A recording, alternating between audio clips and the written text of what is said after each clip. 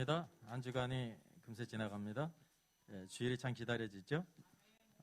우리 모든 지체들이 함께 모여서 예배드리고 또 이 시간 또 이게 실시간 방송으로 또 현장에 있고 또 온라인으로 참석한 모든 성도님들 반갑습니다. 7번째입니다. 7번째.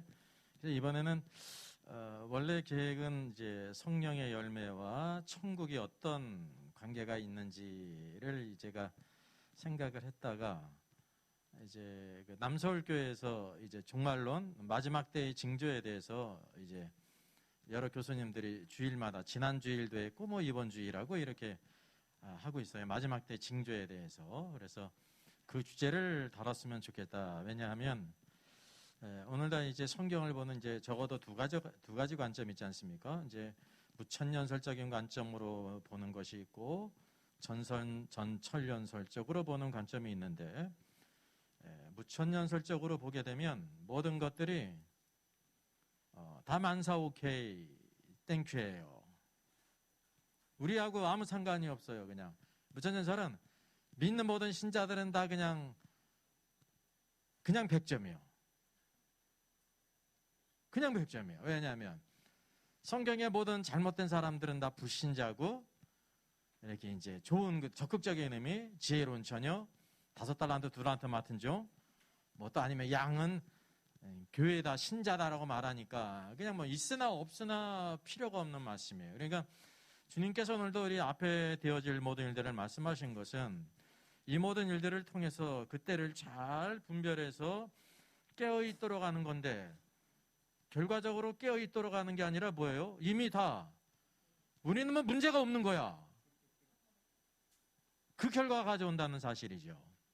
그래서 우리가 이제 성경의 메시지를 잘 분별하는 게 좋기 때문에 시적으로 또 이런 또 강의들이 있기 때문에 그 주제를 한번 포커스를 맞춰서 같이 우리 말씀을 나누기를 원합니다. 그래서 마지막 때의 징조, 특별히 멸망에 가증한 것이 바로 무엇이냐. 이게 이제 마태복음의 중요한 주제 아닙니까? 여기에 대해서 우리가 같이 한번 살펴보겠습니다. 마태복음 24장 15절로 말씀하고 있죠. 같이 한번 읽어볼까요? 그러므로 너희가 선지자 다니엘이 말한 바 멸망에 가증한 것이 거룩한 곳에 선 것을 보거든 읽는 자는 깨달을진지요. 그때에 유대에 있는 자들은 산으로 도망할지어다. 쭉 건너뛰어가지고 20절 너희가 도망하는 일이 겨울에나 안식일에 되지 않도록 기도하라. 이는 그때 큰 환란이 있겠음이라. 창세로부터 지금까지 이런 환란이 없었고 후에도 없으리라. 이 말씀을 이렇게 다룹니다. 이게 멸망에 가증한 것을 다루고 있죠. 선지자 다니엘이 예언하는 것입니다. 그래서 지금 지난주에 남서울교회에서 이제 교회에서 이 종말론 특강을 교수님들을 초청해서 하는데 지난주 보니까 이승구 교수님 합신의 교수님이죠. 그래서 여기 이분은 이제 무천년설적인 관점을 가지고 있습니다. 대부분 특별하지 않으면 우리가 보게 되면 무천년설적인 관점으로 성경을 가르칩니다. 교수님도 그렇고 목회자들도 그렇고 우리나라만 그래요. 미국은 무천년설이 그렇게 강하지 않습니다. 이제 우리나라의 특수한 상황 속에 그런데 그것도 과거에는 이렇게 박형영 박사라든지 또 박윤선 박사님이라든지 이런 분이 있을 때는 전천년설을 가르쳤는데 그 시대가 지나가고 약 20년 넘게 30년은 무천년을 배워와서 모든 것을 가르치고 있습니다. 그래서 이걸 우리가 잘 분별할 필요가 있습니다. 예, 나는 원래 전천년이니까 나는 무천년전이니까 이게 청백전이 아니거든요. 성경의 진리를 잘 분별해서 비평이라는 것은 오늘 올바른 성경의 메시지를 우리가 알기 위해서 왜냐하면 많은 견해들이 있기 때문에 이거는 이래서 성경적으로 받아들일 수가 있는데 이거는 이래서 이게 오류가 아니냐 해가지고 성경의 바른 메시지 닥트린을 우리가 세워나가는 게 참 중요한 거예요. 왜냐하면 이 시대 10사람이 있으면 10사람의 견해가 있잖아요. 그래서 오늘 우리가 많은 것을 이렇게 오해할 수가 있는데 성경은 코에 걸면 코걸이고 귀에 걸면 귀걸인가 보다라는 생각을 가질 수가 있어요. 왜? 현상이 그러하니까. 근데 절대 그렇지를 않죠. 이걸 우리들이 타개해야 된다는 사실입니다. 그래서 이승구 교수께서는 이 멸망에 가증한 것, 이게 중요한 문제 아닙니까? 여러분 예언의 말씀 가운데 육하원칙에서 모든 것이 다 중요하거든요. 특별히 예언은 어느 것이 중요합니까? 자, 이승구 교수님은 이 말씀을 예수님이 하신 거거든요. 예수님이 십자가에 지시기 전에 감람산에서, 그러니까 이제 예수님이 이 땅에 계실 때는 AD 이제 미니멈 27년, 맥시멈 30년이에요. 이게 상관이 없어요. 그래서 30년이라고 따질 때 예수님이 AD 30년에 말씀하신 거예요. 그게 언제 이루어졌냐면 바로 이제 40년 후, 언제? 로마의 디도 장군에 의해서, 이게 디도는 우리나라 발음으로 한 디도입니다. 이제 로마자로 하면은 티투스가 되고요. 티투스를 영어 발음으로 하면 타이터스가 됩니다. 똑같은 말입니다. 영어로 하면 타이터스, 예, 로마자로 하면 티투스. 그리고 우리나라 이제 성경 음력으로 하면은 디도, 똑같은 뜻이에요. AD 70년에 로마 장군 티투스가 예루살렘을 멸망시켰다는 겁니다. 이제 이 사건은 바로 이것을 가리키는 것이다라고 이렇게 주장을 합니다. 그리고 이어서 유대에 있는 자들은 여기 유대인이라는 거예요. 흔히 이제 요 있는 말씀을 어디로 또 많이 적용합니까? 예? 여기 뒤에 있는 것처럼 그날에는 아이 뵌 자들과 젖 먹이는 자들에게 화가 있다고 그랬는데, 아이 지금 마지막 시대에 저렇게 애를 뱄어? 젖먹이를 가졌어? 그러니까 저주스러운 것처럼 안타까운 듯이 설교를 사실 많이 하잖아요. 그러니까 오늘날 우리가 하나님 말씀을 이런 식으로 알고 있어요. 여기 분명히 젖먹이가 있고 아이 뵌 자들이 있죠. 여기 그들에게 화가 있다고 말씀하셨잖아요. 그러니까 이거를 누구에게 적용하냐면 이 시대에 교회에 적용을 해가지고 그럼 결혼했는데 애를 갖지 말라는 거예요? 젖먹이들이 있는데 그러면 갖다 버리는 거예요? 그런 식으로 우리가 말씀을 가르치는 거예요. 왜냐하면 이 말씀 액면 그대로 젖먹이는 자들과 아이 뵌 자들이 화가 있어요. 분명해요. 근데 이게 누구에 대한 말씀입니까? 여기 그때 유대에 있는 자들은 그랬다거든요. 유대에 있는 자들에게 주어지는 말씀이에요. 이게 다시 말하면 대상이 교회에 대한 말씀이 아니라 유대인들, 이스라엘 사람들, 육적인 이스라엘 사람들에 대한 것이라는 사실이죠. 이 기본적인 것도 분별을 못해서 열심은 있는데, 열심히 있으니까 말씀대로 가르친다고 이제 젖먹이는 자, 아이를 뵌 자들을 저주가 있다, 화가 있다고 그렇게 막 가르치는 거 아닙니까? 이런 거는 쓸데가 없는 거예요. 왜냐하면 제일 중요한 게 이게 누구에 대한 말씀이냐라는 거를 분별을 해야 되는데, 그거 그냥 모든 사람에게 적용시켰잖아요. 여러분, 하나님의 창조의 법칙 가운데 생육하고 번성하는 건 축복이에요. 생육하고 번성하지 않는 게 저주죠. 인간이 자기의 그 쾌락과 안일과 즐거움을 위해서 심지어 아이도 안 낳지 않습니까? 그게 뭐냐면 이기주의의 극치라거든요. 극치예요, 극치. 근데 그것에 대해서 반하는 말씀을 하셨다고 그래가지고 대상을 완전히, 이 초등학교 4학년만 해도 이게 누구에 대한 말씀이냐를 보게 될 때, 여기 그때 유대에 있는 자들은이거든요. 유대에 있는 자들. 왜냐하면 이 대환란의 중심이 유대이고 예루살렘이 될 것이라는 사실이죠. 그래서 이제 이승구 교수께서는 이 말씀이 교회에 대한 말씀이 아니라 유대인에 관한 말이다. 맞아요. 이제 모든 걸 주장을 하게 될 때 전부 틀리는 경우는 기적에 가깝습니다. 거의 없습니다. 아무리 못 맞아도 1%, 2%, 3%는 맞는 말이 있습니다. 여기 유대에 관한 말씀이에요, 이것이. 그러면서 교회에 적용하면 안 된다라고 말하고 있습니다. 그러니까 제가 여기 뭐라고 그랬어요? KO라고 썼어요? OK라고 썼어요? 뒤에서 읽으면 KO고, 앞으로 읽으면 OK이고. 이제 맞다, 동의한다, 그런 뜻입니다. 무천년설이 다 틀리는 게 아니에요. 틀리는 게 있지. 비빔밥을 했는데 나 못 먹겠어요. 왜 못 먹어? 바퀴벌레가 2마리 들어갔어. 비빔밥은 다 괜찮은데 뭐 때문에 못 먹어요? 바퀴벌레 때문에 못 먹는 거야. 성경도 마찬가지라니까요. 이 모든 견해들이 100% 틀려가지고 이제 거부하는 것이 아니라 맞는 부분이 있는데 틀리는 것이 아주 심각하다는 사실이죠. 이게 성경은 순수한 말씀이에요. 그래서 온전히 알게 될 때 온전한 신앙을 우리가 찾을 수 있다는 사실입니다. 그리고 중요한 것은 이 때를 어떤 때라고 말하고 있습니까? 이는 그때 큰 환란이 있겠습니다 그랬어요. 큰 환란을 다른 말로 바꾸면 뭐예요? 그게 대환란이에요. 대환란. 성경의 대환란이 여기에 나온다는 것입니다. 근데 이승구 교수는 무천년설적인 관점으로 이 큰 환란을 뭐라고 가르치냐면 이게 예루살렘의 멸망이다라고 가르치는 거예요. 그래서 제가 여기에 뭐를 달아놨어요? 문고리를 달아놨잖아요. 문고리를 누가 좋아하죠? 뱀이 좋아해요. 창세기 3장을 보게 되면 뱀이 하와에게 이 동산에 있는 모든 실과를 먹지 말라고 했더니 하면서 뭐를 딱 갖다 놨습니까?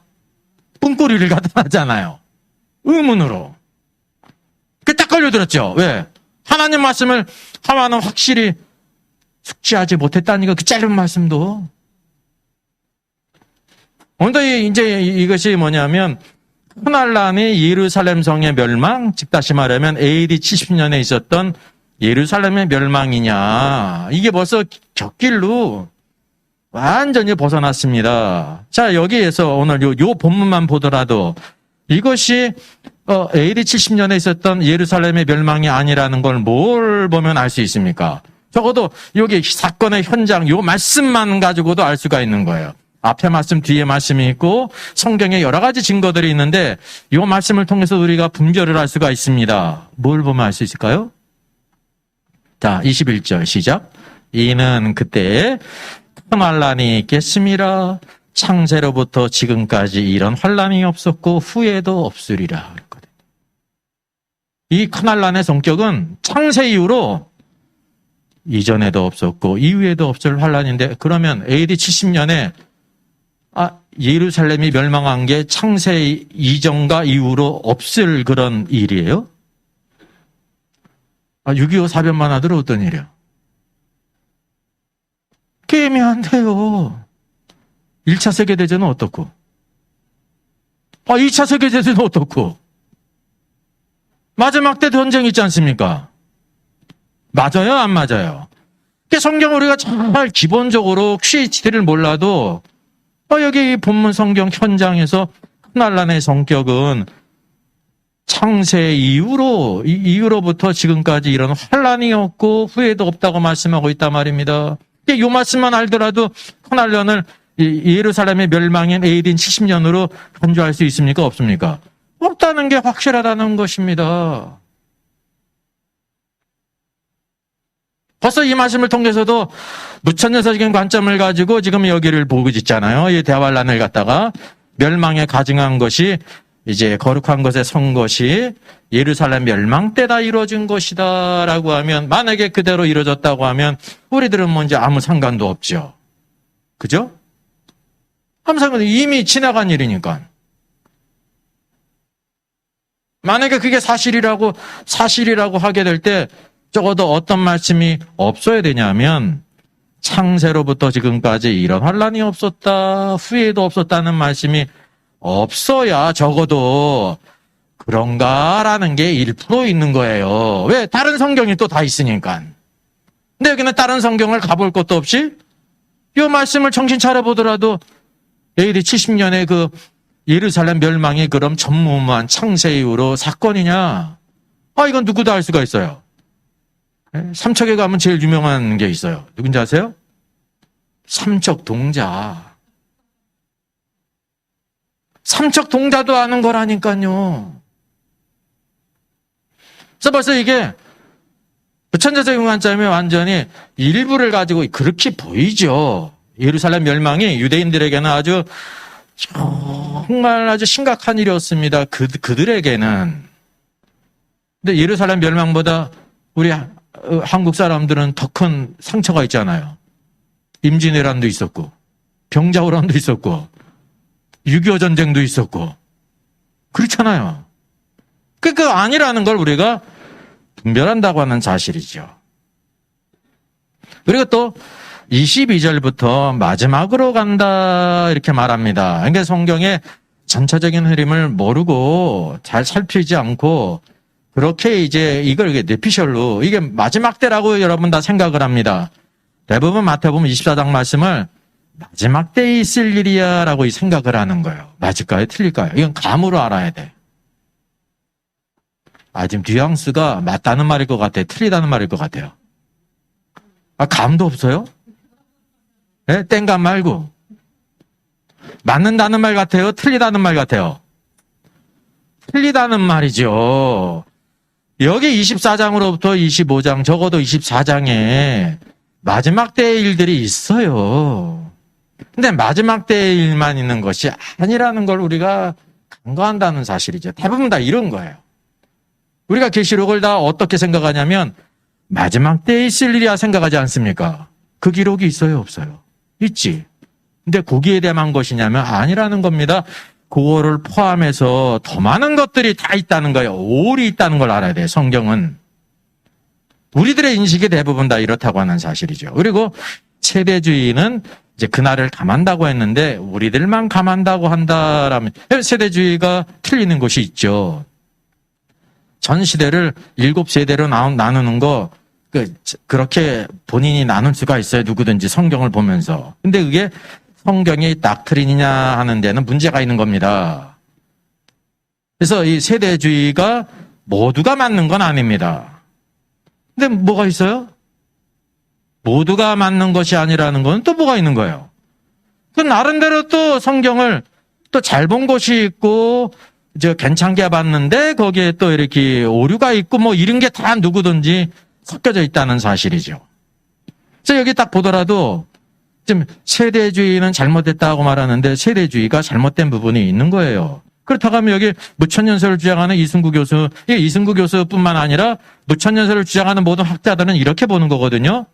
여기 멸망에 가증한 것이 거룩한 곳에 서는 거를 AD 70년 예루살렘의 멸망이다라고 간주를 하는데 어느 게 더 큰 잘못입니까? 창세 이후로 이런 일이 없다고 하는 것을 갖다가 이스라엘이 예루살렘이 멸망한 것을 창세 이후로 유일한 그런 일로 간주한 것이 더 큰 잘못이죠. 세대주의가 잘못된 게 있거든요. 그래서 우리가 그거를 잘 분별할 필요가 있다는 사실입니다. 그래서 여기 있는 것처럼 이승구 교수는 멸망에 가증한 것이 이제 세대주의가 이거를 마지막 때 있을 일이라고 하지 않습니까? 근데 세대주의뿐만 아니라 전천년이든지 역사적 전천년이라든지 성경을 이렇게 제대로 본다고 하면 이거를 이렇게 보지 않을 이유가 전혀 없는 겁니다. 그러니까 제일 이 중요한 이 부분에 있어서 이것이 AD 70년에 이뤄진 일이라고 하는 것은요. 그거는 이제 뭐 10% 틀린 게 아니라 100% 완전히 그냥 방향이 확 틀린 거예요. 교통사고를 났는데 몇 대 몇을 따지잖아요. 그죠? 그럼 이건 몇 프로야? 100% 틀린 거라니까요. 아주 심각한 거, 작은 부분이 틀린 게 아니라 완전히 과거의 사건으로 치부해버리니까 큰 이제 오류가 된다고 하는 사실이죠. 그래서 성경에서는 이것이 언제 있을 일을 말씀하고 있는 겁니까? 창세 이후로 이런 환란이 없었어요. 후에도 없어요. 그게 뭐냐면 마지막 주님이 재림하시기 전에 3년 반, 다니엘서에 한때, 두때, 반때 더하면 뭐가 되는 거예요?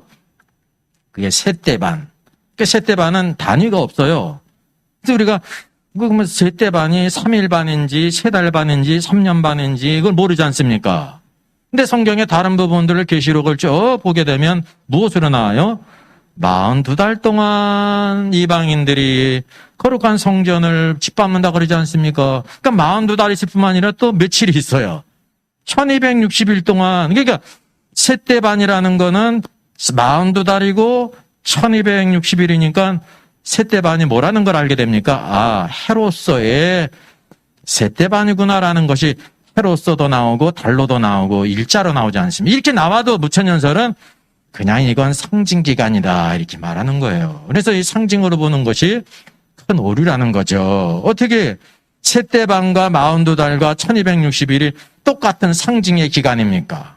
실제 있는 일들이에요. 우리가 성경의 닥트린을 보게 되면 유대인들에 관한 모든 것들은 문자 그대로예요. 왜? 그들은 거듭나지 않았기 때문에 문자 그대로 다 이루어지는 겁니다. 오늘 말씀에도 여기 선지자 다니엘의 말한 바 멸망에 가진 것을 추구하게 될 때 그대로 말씀한 겁니다. 여기에는 지금 상징 비유가 없어요. 있는 그대로라니까요. 보세요.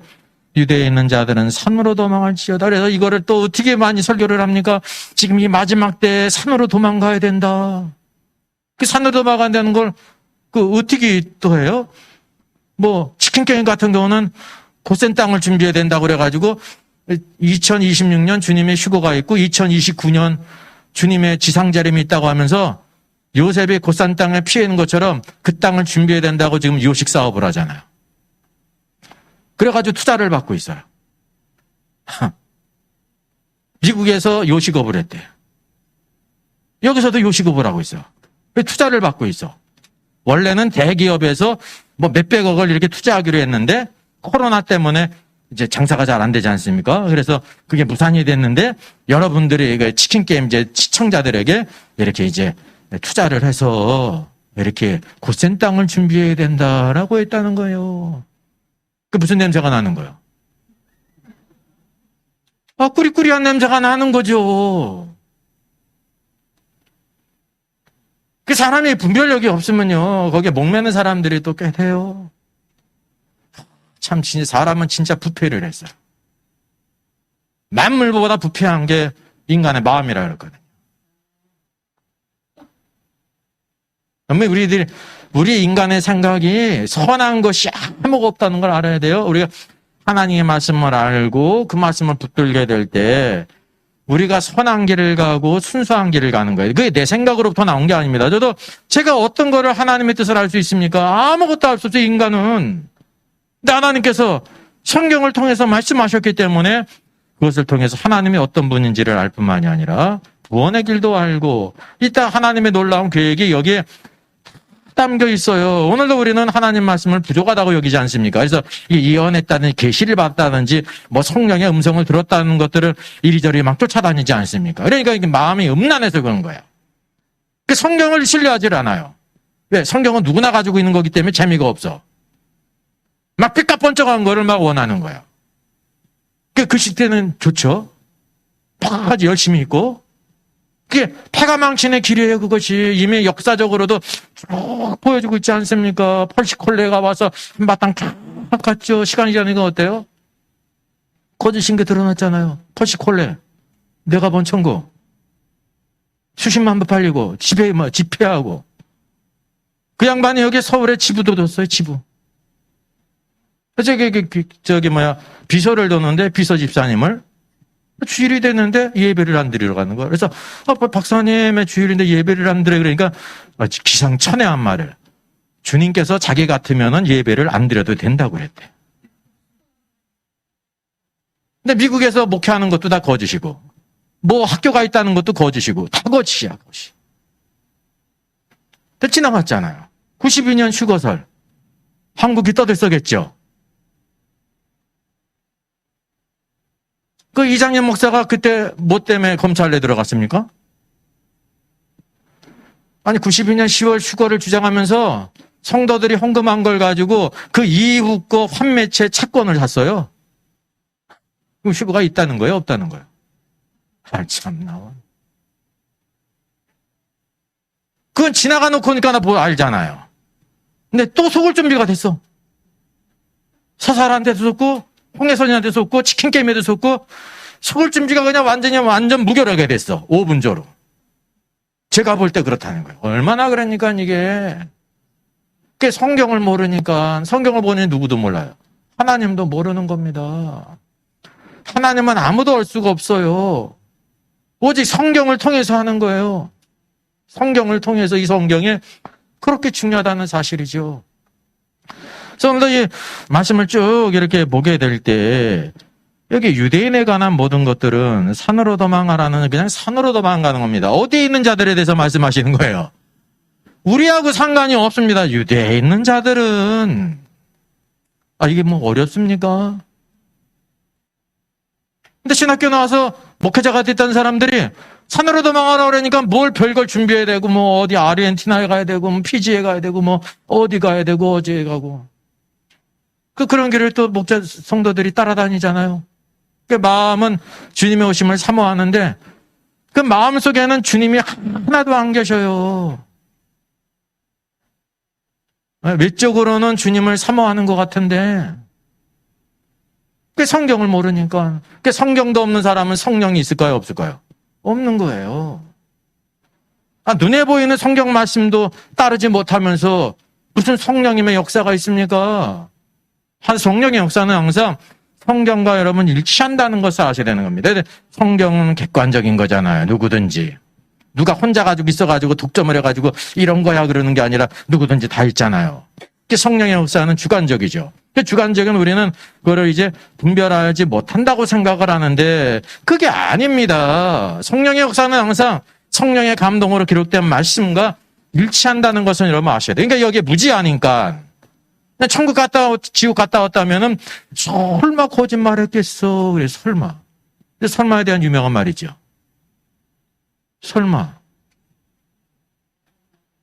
설마가 사람 잡는 거예요. 설마 자기 인생을 설마에 맡기는 사람이 있습니까?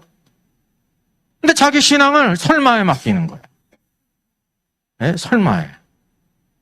그래서 오늘도 우리가 하나님의 말씀에 대한 순수한 마음을 가져야 된다는 사실이죠. 그래서 이제 내적으로는 이런 진짜 악한 그런 악하고 음란한 그런 거짓들, 예? 마귀의 종들이 얼마나 많아요. 마귀의 종들이 많이 있잖아요. 예? 마귀가 자기의 많은 종들을 가지고 있습니다. 그걸 우리들이 잘 분별해야 된다는 거죠. 예? 잘 분별을 해야 돼요. 오늘도 주님께서 우리에게 이런 성경 말씀을 주신 것은 이때를 잘 분별해서 신실한 자로서 주를 온전히 살라 말이죠. 이게 진짜가 있으면 항상 가짜가 있기 마련입니다. 이게 얼마나 가짜가 많아요. 그죠? 이게 바로 뭐냐면 이것이 너무나 중요하다는 거를 마귀가 아니까 수많은 가짜들을 종류별로 다 각가지 종류별로 색깔이 틀리고 막 취향도 틀리고 다양하게 쫙 나와 있다니까요. 근데 딱 진짜는 뭐예요? 딱 하나라는 겁니다. 하나님의 말씀은. 예? 이 비연령이 아니라 유일한 말씀, 오리지널 미닝이 여기에 있다고 하는 사실이죠. 그래서 여기 이제 내적으로 이제 그런 이상한 것들은 지금 다루지를 않고 예수 그리스도를 하나님의 아들로 믿고 같은 지체인데도 불구하고 성경을 무천년설은 아주 완전히 정반대로 보고 있다는 겁니다. 근데 오늘날은 여전히 오늘도 신학교에서 후천년설이 있고 전천년설이 있고 무천년설이 있는데 다 이거는 어느 것을 택하든지 아무 문제가 없다고 가르치는 게 그게 여러분 문제가 있는 거예요. 아마 모르긴 몰라도 그 자체가 문제가 있다고 말한 사람은 공식적으로 제가 처음이야 하니까 이렇게 생각이 되어집니다. 그렇잖아요. 2 더하기 2가 4지. 2 더하기 2가 3도 될 수 있고 4도 될 수 있고 2도 될 수 있다. 이렇게 말하는 게 이게 말이 되냐 말이죠. 근데 이게 성경을 보는 기본 프레임이기 때문에 중요하다는 사실이죠. 그래서 이게 기본적으로 볼 때도 주님께서 다니엘의 말한 바 멸망에 가증한 것 선 것을 보고도 있는 자는 깨달을진저라고 말씀하셨습니다. 이게 이제 유대인에 관한 말씀이라는 것을 우리가 알게 되고 이거는 야왈란 마지막 3년 반 42달 1260일에 있을 일이다라는 것을 알게 되는 겁니다. 그러면 이제 뭐를 봐야 되냐면 전체적인 우리가 흐름을 알아야 돼요. 이게 왜 이쪽으로 넘어가지?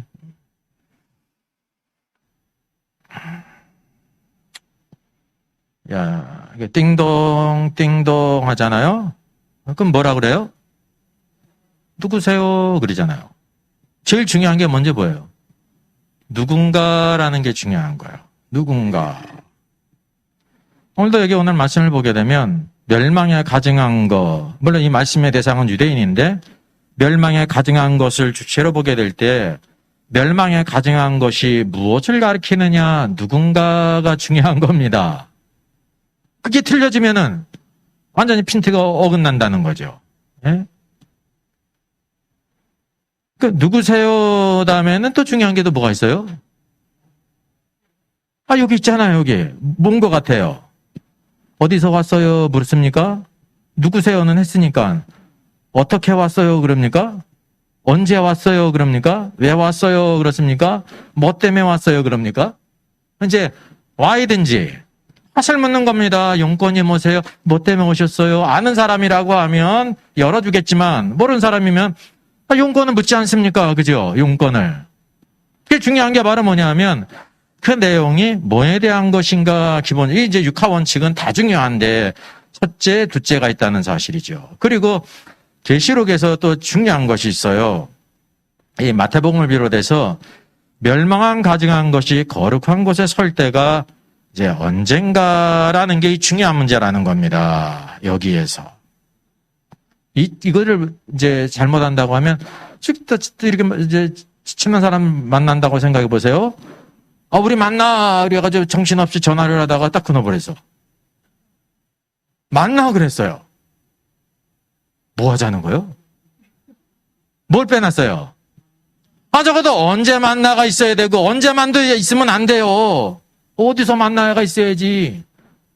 언제만 알면 어떻게 되는 거야? 그 시간에 그냥 전국을 다 다녀야 되는 거야. 무슨 말인지 알죠? 그래서 항상 중요한 것이 언제가 중요해요, 이 성경은. 개인적인 관계는 언제와 어디서가 중요하지만 성경에서는 어디서가 중요하지 않잖아요. 왜냐하면 그 일이 벌어질 때가 언제라는 걸 우리들에게 보여줌으로 인해 가지고 너희들이 이때를 잘 분별해서 깨어 있어야 된다라고 하는 하나의 뭡니까? 그게 징조, 표적, 사인이거든요. 하나님께서 오늘도 우리에게 사인을 주세요. 그래서 사람도 좀 답답한 사람은 뭐가 없는 사람이에요? 눈치가 없는 사람이에요. 뭘 하든 좀 눈치 있으면 얘 이런구나를 알게 되는데 눈치 없는 사람은 그냥 말을 이렇게 해도 모르지 않습니까? 예? 성경도 마찬가지라니까요. 이 중요한 게 모든 예언의 말씀은 그게 언제 이루어지느냐가 여러분 중요한 거예요. 여기서는 어디서가 중요하지 않죠? 그렇잖아요. 우리가 만나는 게 아니라 어떤 사건이 벌어지는 걸 통해 가지고 우리를 깨닫게 하는 거기 때문에. 그래서 이승구 교수의 견해, 이게 무천년설의 견해입니다. AD 70년 티투스에 의해서 예루살렘을 멸망시킨 사건이 멸망에 가증한 것이 거룩한 것에 설 때다라고 이렇게 말한다는 사실입니다. 그래서 뜻이 바로 뭐예요? 이미 성취됐다. 안도를 다 하는 거예요. 지나갔구나. 그럼 이게 여러분 중요한 겁니다. 그 주님이 어떤 말씀하신 거야?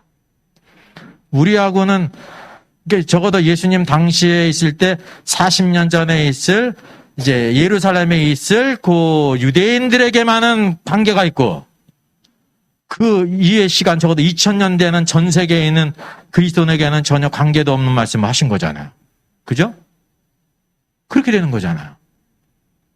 이게 바로 하나님께서 주신 말씀을 큰 그림에서 우리가 보는 겁니다. 그럴까? 감이 있잖아요. 아니라는 걸 알게 된다는 사실이죠. 또 중요한 것은 뒤로 넘어가면서 건너뛰어서 두 사람이 밭에서 일을 하고 있는데 한 사람은 데려감을 당하고 한 사람은 버려둠을 당했다. 두 여자가 맷돌을 갈고 있는데 한 사람은 데려감을 당하고 한 사람은 버려둠을 당했다. 이게 또 중요한 문제잖아요. 그 말은 뭐냐면 분리를 가르치는 거다. 그러니까 분리인데 뭐냐 말이죠. 그냥 분리를 가르치는 거다. 그것도 누구를 분리하는 거냐면 그냥 밑도 끝도 없이 분리다 이렇게 얘기를 해요. 이게 이제 교회인지 유대인지 모르겠어요. 강의를 들어보면. 그러니까 이제 이해를 한다고 하면은 유대인들이 되겠죠. 그리고 실제로 무천년설계 다른 분들의 이게 해석을 보게 되면 어쨌든 이 문제를 해결해야 되잖아요. 막 끼워 맞춰서라도 해야 될 거 아닙니까? 이제 어떻게 하냐면 AD 70년에 로마 장군에 의해서 예루살렘이 멸망당할 때 전쟁에 제일 중요한 게 여러분 뭡니까? 그러면 재물보다 더 중요한 게 뭔지 아세요? 전쟁에서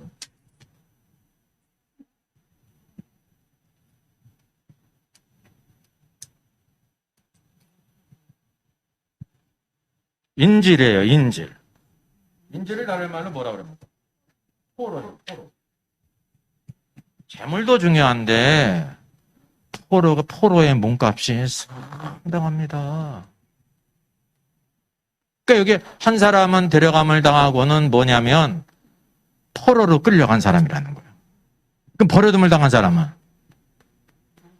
안 잡혀간 사람이요. 그럼 누가 좋은 거야?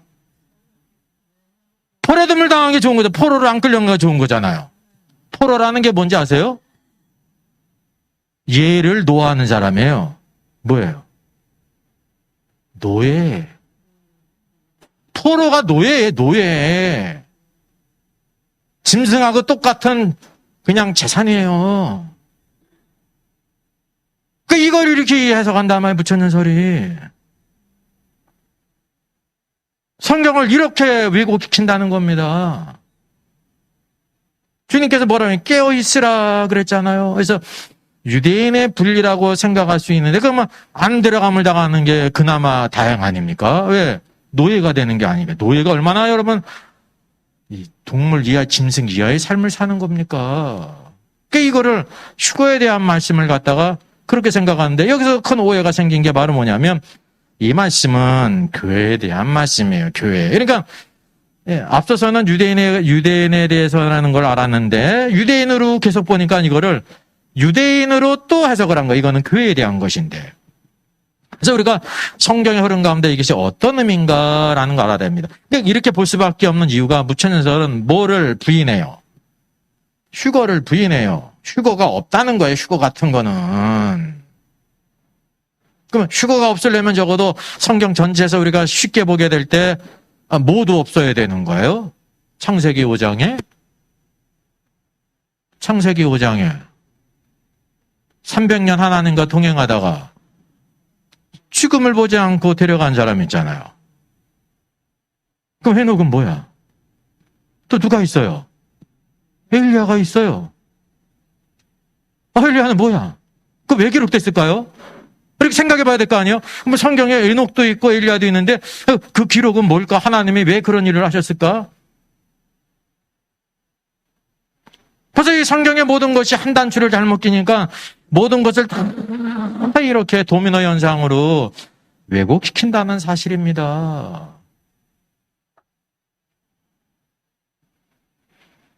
자, 그래서 우리가 이제 마태복음에 쭉 보지 않았습니까? 회개하라. 왜냐하면 천국이 가까웠기 때문이다라고 말한 겁니다.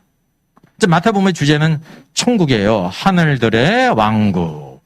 이제 영어 성경에는 The Kingdom of Heaven 그래서 하늘의 왕국 그랬는데 킹덤을 그대로 번역한 건 잘했죠. 이게 리퍼블릭이 아니라 왕에게 주권이 있는 왕국이잖아요. 근데 뭐들 하나 빼놨다는 겁니까?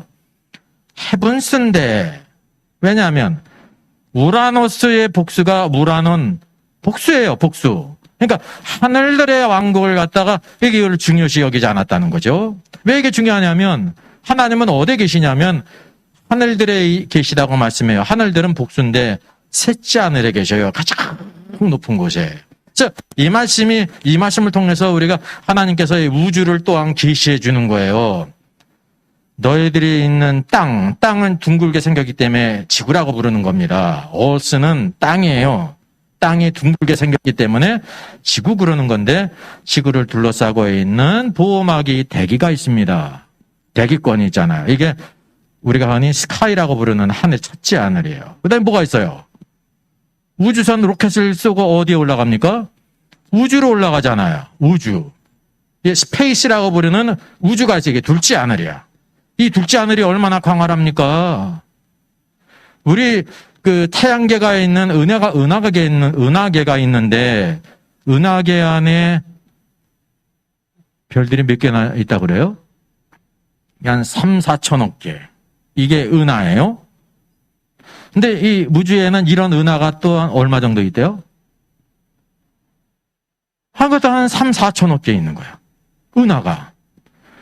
은하끼리가 모여서 은하단을 이기는데 이런 은하단이 또 몇 개가 있다는 거예요. 그것도 한 3, 4천억 개 정도 있다는 거예요.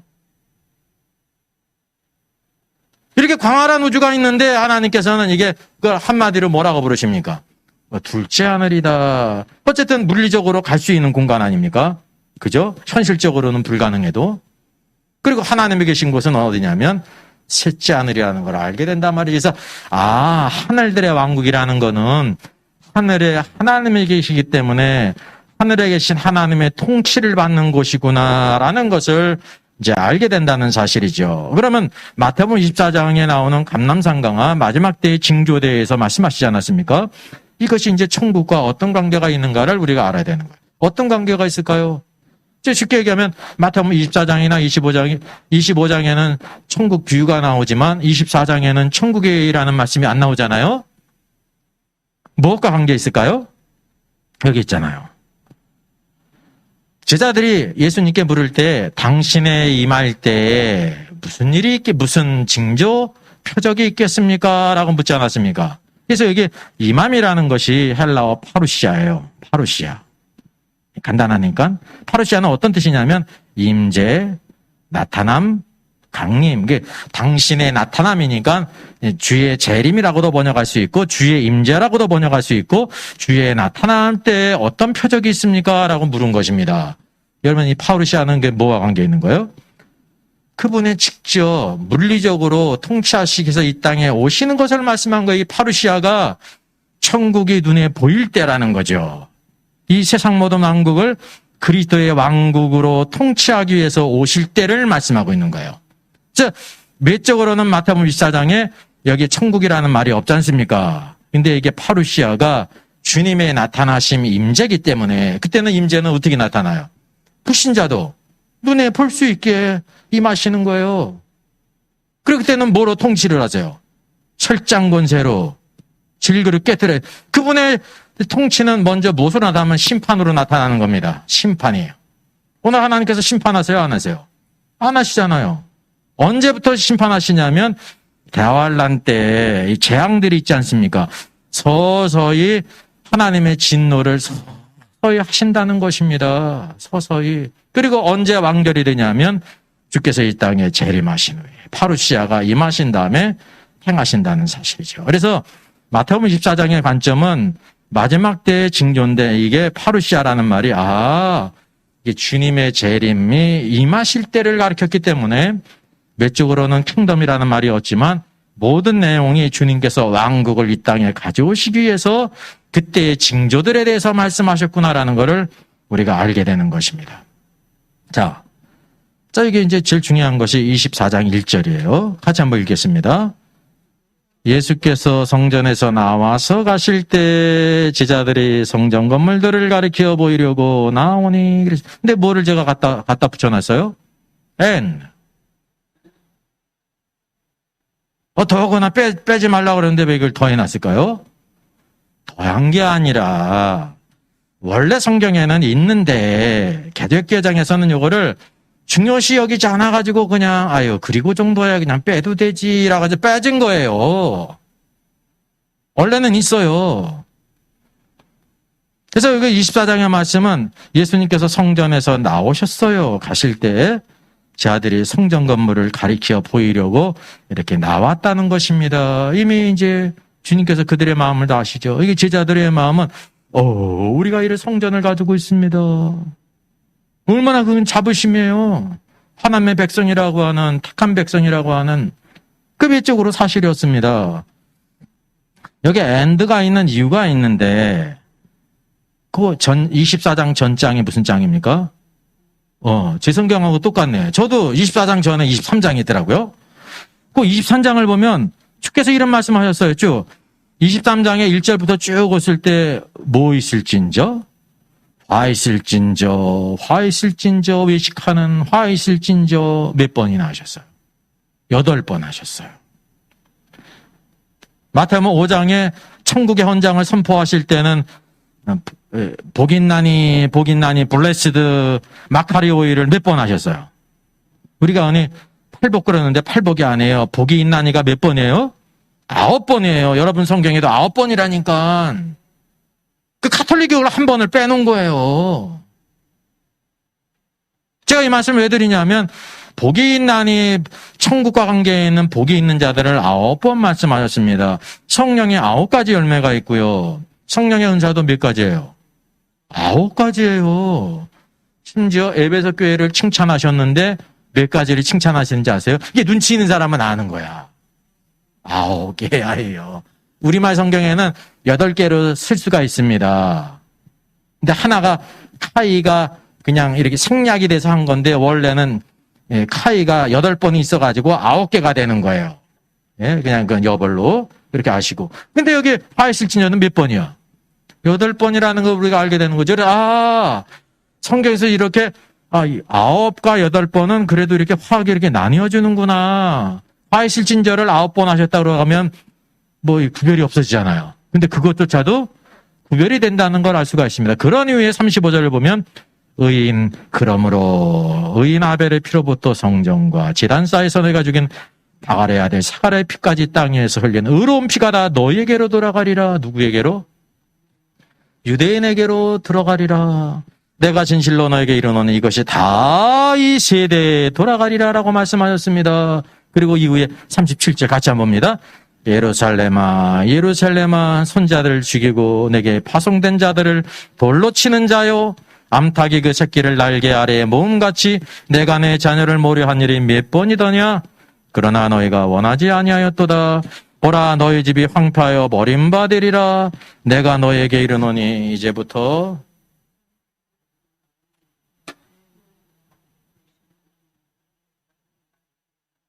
여기 말씀에 보라 너희 집이 황폐하여 버림받으리라.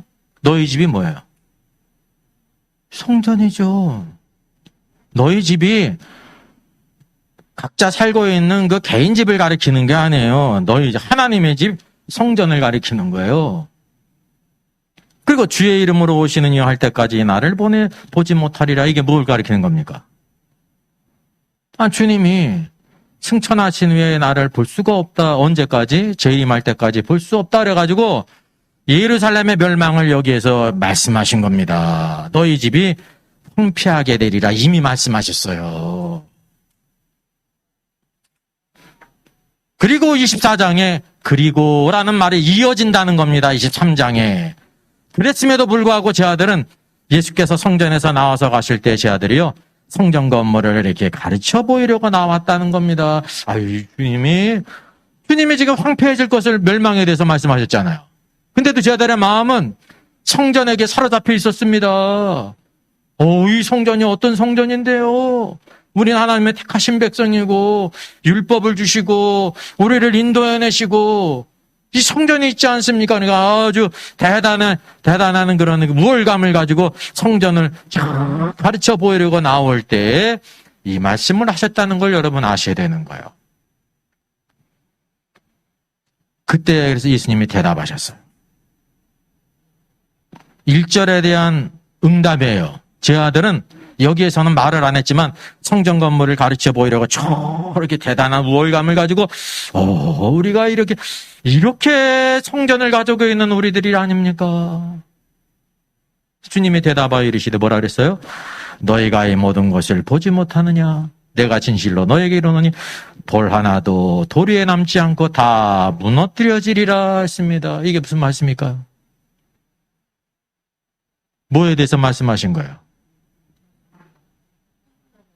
예루살렘 성전이 완전히 해파당해가지고 멸망할 것을 말씀하신 거예요. 여러분, 너희 집이 황폐하게 되리라는 걸 더 구체적으로 말씀하셨잖아요. 제 아들이 여전히 깨닫지를 못하기 때문에 성전이 해파당한다는 거는 뭐에 문제가 생겼다는 것을 말할까요? 예루살렘 성이 무너졌다는 걸 가리키는 거예요. 성전은 반드시 뭐가 있어야 되냐면 성이 있어야 되는 거예요. 성벽을. 포로 귀환에서 돌아온 느헤미야가 뭐를 먼저 했습니까? 성전을 먼저 졌습니까? 성벽을 건설했습니까? 성벽이에요. 성벽. 성은 바로 무엇을 가리키느냐면 성이 있다는 것은 바로 거기에 통치가 임했다는 거예요. 하나님의 왕국이. 그래서 공격을 받지 않았습니까? 저놈들이 반역한다. 막 그러면 성벽을 건축하니까 도비와 산발랏이 와서 성벽을 건축한 다음에 뭐가 비로소 있는 거야? 성전을 건축하는 거예요. 성벽은 항상 성전을 위해 있는 겁니다. 왜? 대적들이 있기 때문에. 그래서 이게 성전이 회파당한다는 것은 이제 성이 이미 무너졌다는 것을 여기에 보여주고 있는 것입니다. 주님이 여기에 확실히 말씀하는 거, 이게 언제 이루어졌어요? AD 70년 티투스에서, 로마 장군 티투스에서 예루살렘이 멸망할 것을 여기에서 말씀하신 거라니까. 이게 어렵습니까?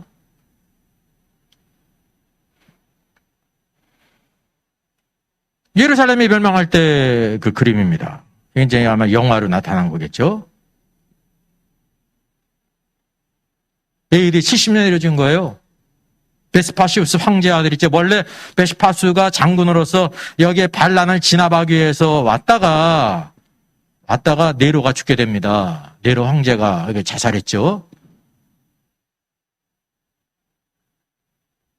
그래서 이제 유고가 생겼으니까 황제권에 같이 돌아가는데 시간이 걸릴 거 아닙니까? 거기에 그때 그 갈바가 황제가 됐는데 또 가다가 7개월 몇 주 만에 또 암살을 당해. 그리고 또 오토가 또 황제가 돼서. 그래가지고 혼자 돌아가고 티투스가 이렇게 헤어지게 됩니다. 서로 여기 이제 예루살렘을 또 정벌을 해야 되니까. 어쨌든 그러다가 또 오토도 또 죽임을 당해요. 그래서 누가 황제가 됐냐면 베스파시우스가, 티투스 장군의 아버지 베스파시우스가 황제가 됩니다.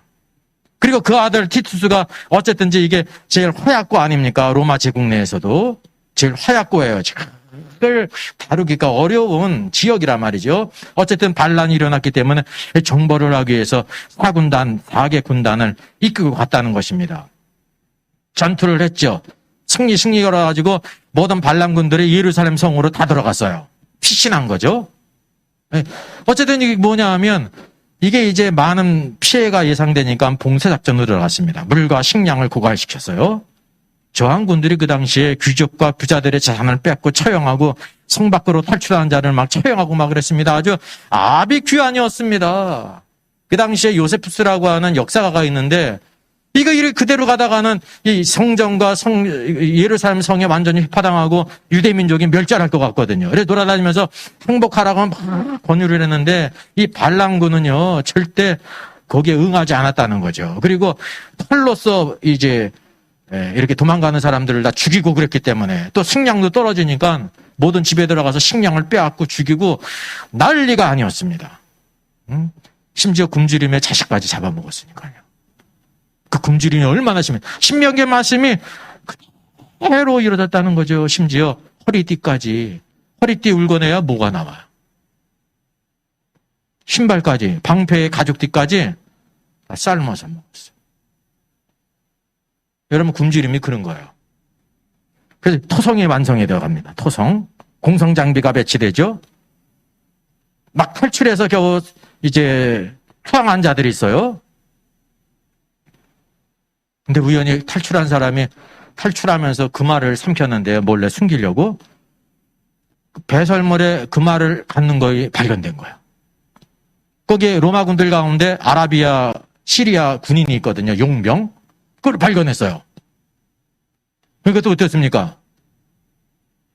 오리의 배를 째야지. 또 있을까 봐. 그래가지고 그날 그 밤에마다 하룻밤에마다 2,000명이 배가 갈라졌어요. 포항한 이 유대인들이 이 뱃속에 금화가 있다는 소문이 돌아가지고 그 몇 사람 아닌데 2,000명의 배가. 그러니까 티투스 장군은 절대 그런 만행을 하지 못하겠습니다. 근데 그 역부족이었죠. 그리고 중요한 것은 이 티투스 장군은요, 이 예루살렘 성전을 회파할 생각이 하나도 없었습니다. 이 아름다운 건축물을 성은 부술지라도 성은 어쨌든 공격을 해야 되니까 실제라도 예루살렘 성전은 그가 회파할 생각이, 방어할 생각이 하나도 없었습니다. 근데 어쨌든 죽이고 약탈하는 과정에서 성전에 불이 붙으니까 금들이 녹아가지고 흐르게 될 때 눈이 뒤집혀가지고 이 예루살렘 성전에 금이 많이 다 그래가지고요, 이리저리 불을 던져가지고 다 회파당한 거예요. 주님께서 뭐라고 말씀하셨어요? 너희의 집이 황폐하여지리라 그랬습니다. 여러분, 티투스 장군은 사륙도 아직 못하게 했고 사실은 예루살렘 성전도 건드리지 못하게 했습니다. 근데 역부족이었습니다. 그대로 근데 성경 말씀대로 이루어졌잖아요. 그 전무후무한 그 당시 모든 시체가 들끓었는데 하여간 성 밖으로 시체를 버린 게 6만 구 이상을 버렸대요. 안에 있는 썩으니까 막. 그때 죽은 사람이 60만 명이 넘는데. 죽은 사람. 이게 바로 AD 60년에 70년에 성취가 된 거예요. 이게 대환란 때를 가리키는 게 아니고, 이 예루살렘의 멸망은 멸망에 가증한 것이 거룩한 것에 선 것을 볼 때 그때를 가르친 게 아니라 여기 오늘 1절 말씀에 대한 대답으로서 2절에서 말씀하셨다는 사실이죠. 이거를 간과해버리니까 물론 미래에 있을 일이지만 전혀 시점이 많지 않거든요. 그래서 수많은 오류들을 낳았다는 사실입니다. 자, 보세요. 1절 성전에 나와서 성전을 가르칠 때 2절 말씀이 대답하여 이르시되 그랬어요. 예수님이 제자들에 대해서 몸으로 이렇게 누가복음에는 그게 나오지만 여기서는 성전 관물을 가르쳐 이렇게 보이려고 나올 때 이미 다 하시고 여기 대답을 하신 거예요. 둘째. 그리고 예수님께서 감난산에 앉으셨잖아요. 시간이 흘렀죠. 이동하고 앉으셨을 때 제 아들이 조용히 왔습니다. 네. 조용히가 무슨 뜻이냐면요. 은밀하게 온 거예요. 아주 은밀하게. 은밀하게. 그리고 속삭이듯이 큰 소리가 아니라 우리에게 이르소서 어느 때 이런 일이 있겠습니까? 주에 임하실 때 세상 끝에는 무슨 징조 사인이 있습니까? 왜 그랬는지 아세요? 이 성경으로 우리가 들어가 보면 이미 23장에서 예수님께서 너희의 집이 황폐해질 것을 말씀하셨어요. 그래도 제 아들은 성전에 마음이 있었거든요. 성전을 보이려고 이렇게 할 때 더 구체적으로 돌 하나도 돌아 남지 않고 다 무너뜨려지려 할 때 제 아들 큰 충격을 받았습니다. 두 번이나 말씀하셨거든요. 제 아들이 돌이킬 수가 없는 거예요. 이게 큰 충격을 받았어요. 감난산으로 올라까지도 조용했습니다. 예수님이 비로소 감난산에 앉으셨을 때 은밀하게 조용하게 와서 네, 어느 때 이런 일이 있습니까? 너무나 충격을 받았다니까요. 그리고 주의 임하실 때를 물었다는 거죠. 주의 임하심은 여러분 70년 후의 일이 아니라 마지막 때의 일이에요. 그걸 물은 거예요, 제자들이. 그러니까 제자들의 질문이 몇 개예요? 1절에 있고 1절에 대한 응답으로서 예루살렘의 멸망이 있고 둘째 감람산에 앉았을 때 이렇게 조용히 주의 임하신가 세상 끝에 대해서 말한 겁니다. 그러니까 이후에 대한 말씀은 뭐라는 걸 알게 되는 거예요? 주의 임하실 때와 세상 끝에 있을 일을 요 이후에 말씀하신 거예요. 근데 그거를 갖다가 무천년설은 뭐라고 말하는 거예요? 그거를 AD 70년 예루살렘의 멸망이다. 이미 그거는 2절에서 말씀하신 건데 이런 오해를 낳는다는 거죠. 그래서 예수님께서 거기에 또 대답하여 예수께서 대답하여 이르시되 너희가 사람의 미혹을 받지 않도록 주의하라 쭉 얘기하셨어요. 많은 사람이 내 이름으로 근데 이것도 우리가 기억해야 될 것이요. 아까 제가 뭐라고 그랬습니까? 마태복음 24장의 기록을 다 어디로 다 몰아넣는다고 그랬어요? 마지막 때로 몰아넣어서 생각한다고 그랬죠. 맞아요? 틀려요? 그 부분이 있는데 그것 이상의 것을 말씀하신 거예요. 우리가 성경을 이렇게 봐야 된다니까요.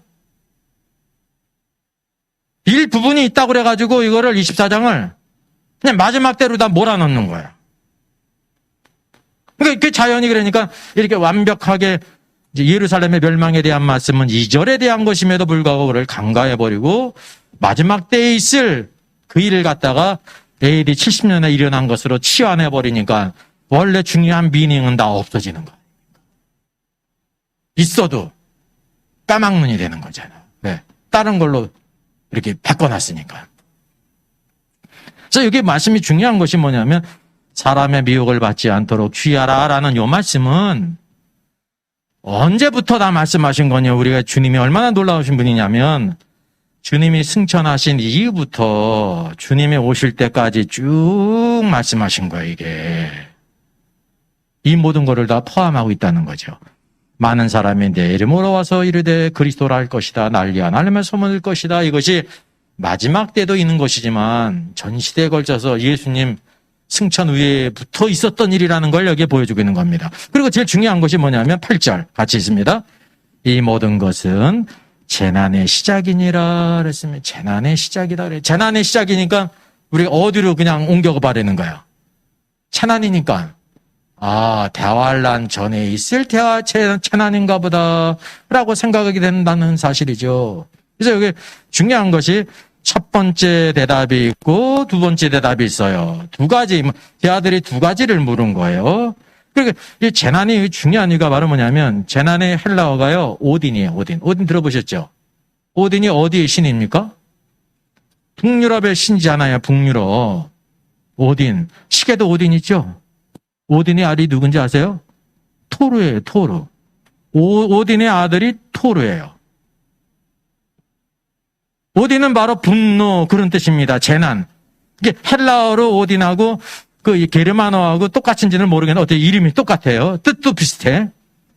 이 오딘이라는 뜻은 뭐냐면 출산의 고통, 산고. 그러니까 재난이라는 뜻도 있는 겁니다. 그러니까 재난이라는 뜻은 전혀 잘못된 것은 아닌데 이 말씀의 미닝이 쭉 뭐에 대해서 말씀하신 거냐면 이 유대인들이기 때문에 유대인들은 지금 완악한 가운데 있잖아요.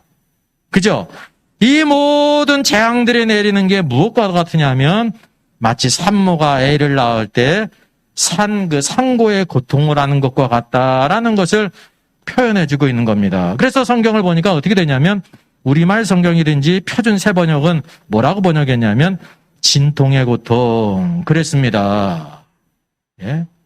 물론 흠정역에도 이렇게 해산의 고통 그렇게 기록됐을 거 그렇게 번역됐을 거. 왜냐하면 이 오딘이라는 뜻이 주가 이거예요. 재난으로도 번역될 수가 있는데 그래서 마치 유대인들이 상고를 하는 것으로 이렇게 비유했다는 겁니다. 그래서 재난이라는 번역은 이제 어디로 그냥 넘어가 버리냐면 마지막 때 대환란이구나라는 감을 주는데 그게 아니라 출산의 고통, 상고의 고통이다라는 걸 여기에 언급해주고 있는 거예요.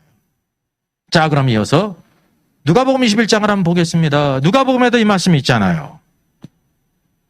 어떤 사람이 성전을 가리켜 아름다운 돌과 헌물로 꾸민 것을 말하매 그랬어요. 마태복음에서는 제 아들이 그랬죠. 제 아들이 이렇게 이제 몸짓으로 보이려고 했는데 누가복음은 어떤 사람이에요? 그리고 이거를 말하지 않았습니까? 성전을 가리키면서 아름다운 돌과 헌물 꾸민 것을 이렇게 말하게 될 때 예수께서 이르시되 여기 질문을 했잖아요. 꾸민 것을 말하니까 예수께서 이르시되 너희 보는 이것들이 날이 이르면 돌 하나도 돌 위에 남지 않고 다 무너뜨려지리라. 그러니까 예루살렘의 멸망에 대해서 마태복음과 동일하게 말씀하신 거예요. 멸망에 가증한 것은 AD 70년의 일을 가르치는 게 아니라는 사실이죠. 그리고 또 두 번째 제 아들 또 묻죠. 그들이 물어 이르되 여기는 이제 시간적인 간격을 없이 말하지 않습니까? 마태복음은 감남산으로 옮겨가면서 아무 말 하고 있다가 예수님이 앉으셨을 때 비로 은밀하게 프라이빗리 쫙 물어봤는데 여기는 그냥 직접 이렇게 한 걸로 돼 있죠. 특히 성경은 틀린 게 아닙니다. 그 기록의 관점이 틀리기 때문에 내용이 바뀌는 게 아니에요. 선생님이요. 그러면 어느 때 이런 일이 있겠사오며 이런 일이 일어날 때 무슨 징조 사인이 있겠습니까? 라고 말하려 때 이르시되 미혹을 받지 않도록 주의하라 라고 하시면서 그 메시지를 쭉 말씀하신 겁니다. 이게 그래서 마지막 때를 포함하고 있는 뭐까지예요? 예수님은 승천 이후에 주님이 떠나가셨잖아요.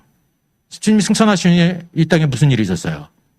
수많은 거짓 선지자들이 있고 적그리스도들이 있고 환난과 핍박이 그때부터 일어난 거예요.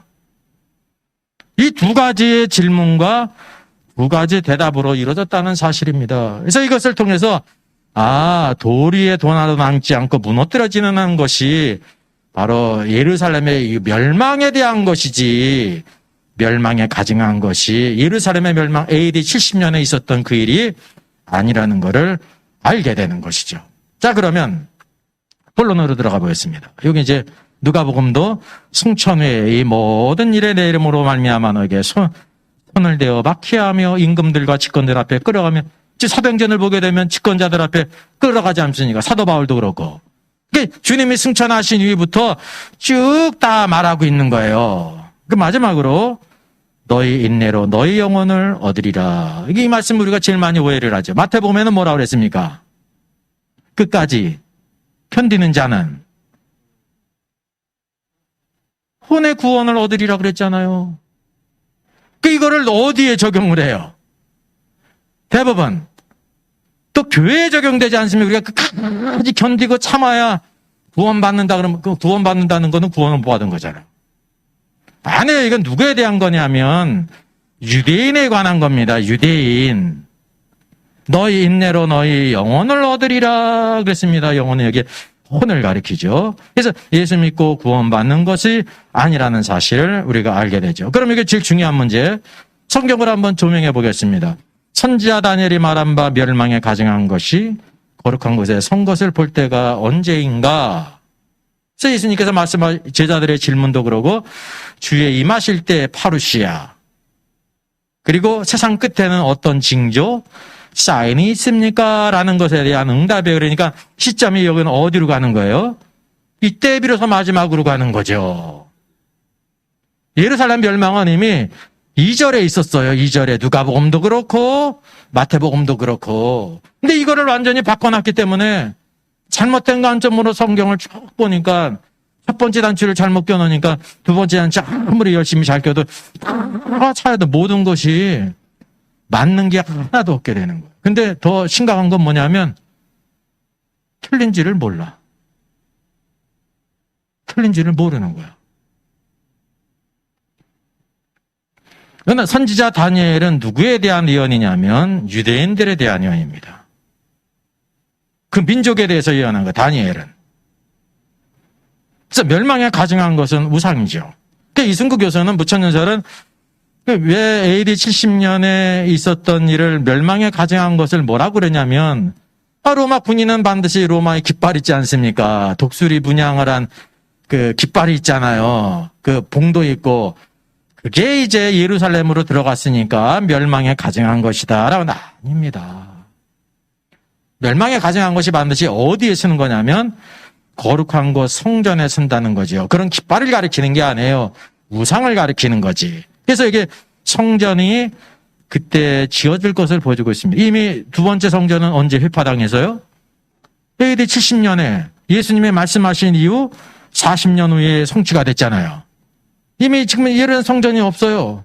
지금 마지막 때에 될 일을 여기에서 지금 말씀하고 있는 것을 우리가 알게 되죠. 그래서 멸망에 가증한 것과 거룩한 것 성전은 예루살렘에 멸망할 때 AD 70년이 아니라 마지막 3년 반이 시작될 때 이루어진다는 것을 우리가 알게 된 거예요. 그때로부터 대환란이라는 겁니다. 데살로니가 후서에서도 누가 나타나기 전에는 끝이 없다 그랬어요. 주의 나타나심이 전에 꼭 있어야 될 일이 멸망의 아들, 불법의 사람, 주의 사람, 불법의 사람이 나타나기 전에는 주의 오심이 없다 그랬습니다. 그게 사인이에요, 사인.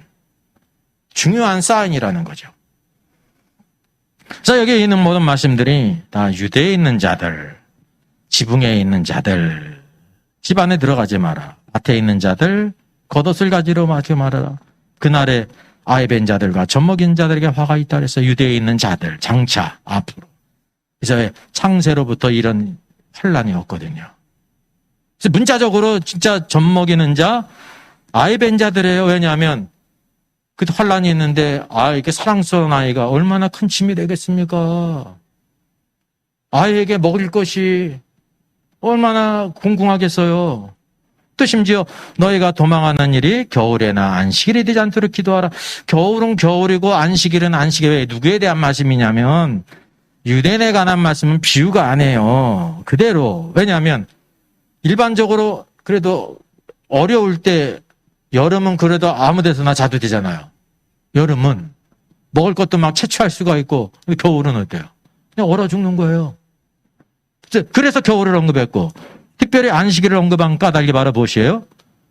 유대인들은 안식일을 지키기 위해서 도망갈 수 있어요? 없어요? 없다는 겁니다. 이거는 우리 교회하고 아무 상관이 없는 거예요. 유대에 있는 자들은. 그리고 멸망에 가증한 것이 어디서요? 예루살렘 성전에 쓰는 거예요. 거기가 바로 환란의 중심이 된다는 거죠. 환란의 중심이. 그래서 여기는 문자다 그대로 그때 큰 환란이 있겠습니다. 창세로부터 지금까지 이런 환란이 왜 그런 이유가 이 짐승 적그리스도가 어떤 자입니까? 사방으로부터 권세를 받았죠. 이는 트릭이 아니에요. 거짓 선지자가 막 불이 떨어지게 하죠. 심지어 우상을 만들었는데 우상이 뭐까지 한다고 그랬어요? 말까지. 그러니까 이 표적을 좋아하는 유대인들은 그냥 뻑가는 거예요. 저 그리스도가 아니냐. 심지어 우리 교회 성도들도 표적에 뼈가잖아요. 유대인은 말할 것도 없다는 사실입니다. 왜? 그게 또 유대 땅에서 벌어지잖아요. 유대 땅에. 그래서 이때까지 메시아를 기다렸는데 저 그리스도가 메시아구나라고 그를 영접한다는 겁니다. 그래서 전무후무한 환란의 때가 장차 있을 것을 말씀하신 거예요. 그래서 그날들을 감하지 아니하신 모든 육체가 구원을 얻지 못할 것이라 했어요. 주님이 주권적으로 그래서 우리가 대환란을 그냥 생각할 때 몇 년이라고 생각해요? 쉽게 그냥 7년 그러잖아요. 안 해요. 그날들을 감하셨어. 3년 반이에요. 3년 반이에요. 한일해가 환란의 기간이 아닙니다.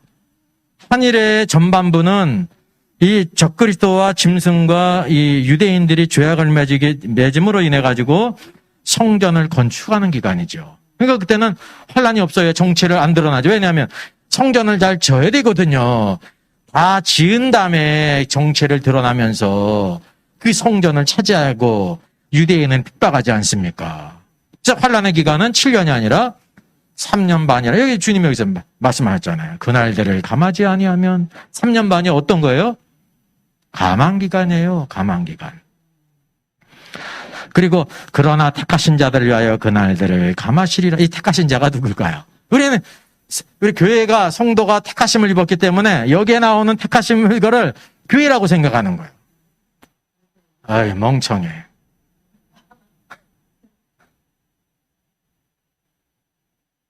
여기 지금 쭉 누구에 대해서 말씀하시면 기본이 유대에 있는 자들, 유대인, 성전, 안식일 다 이렇게 말씀하고 있다는 거죠. 여러분 유대인들도 하나님의 택하신 백성이에요. 먼저 우리도 택하심을 입었지. 오늘날 장자권이 교회가 있죠. 로마서를 보게 되면 사도 바울이 하지 않습니까? 이스라엘이 그러면은 버림을 받았느냐? 아니라는 거잖아요. 그들의 완악함으로 인해서 누구에게 복음이 오게 된 거야? 이방인에게 왔다는 거예요. 결국 그들을 하나님이 구원하세요? 안 구원하세요? 구원하시잖아요. 그래서 여기 택하신 자들은 유대인을 가리킨다는 것을 알게 되는 것입니다. 이게 말씀이 다 유대에 관한 거예요. 유대인들. 그때 사람이 너에게 말하되 보라 그리스도가 여기 있다 혹이 저기 있다 믿지. 물론 지금도 스스로 보혜사 성령이라고 그리스도라고 하고 재림예수라는 사람이 한국에 많이 있죠. 요거는 말은 뭐냐면 그때 유대 땅에 유대인들이 예수님을 기다리잖아요. 메시아를. 그러니까 그때 수많은 거짓 메시아 그리스도가 나타날 것을 말씀하신 거예요.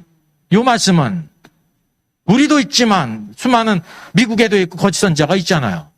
요거는 그때 유대인들에게 주신 말씀입니다. 그들은 왜냐하면 그리스도를 기다리고 있기 때문에. 선지자를 신뢰하잖아요. 근데 우리하고 비슷하게 거짓 선지자는 잘 믿어. 거짓 선지자는 잘 믿어요.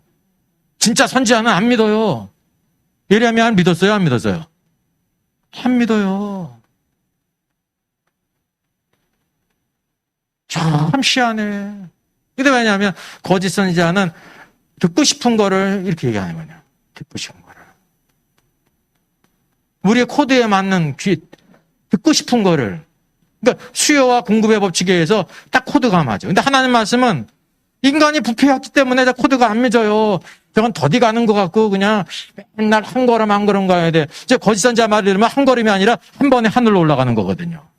그렇지 않습니까? 이게 벌써 타락한 증거라는 겁니다. 타락한 증거예요.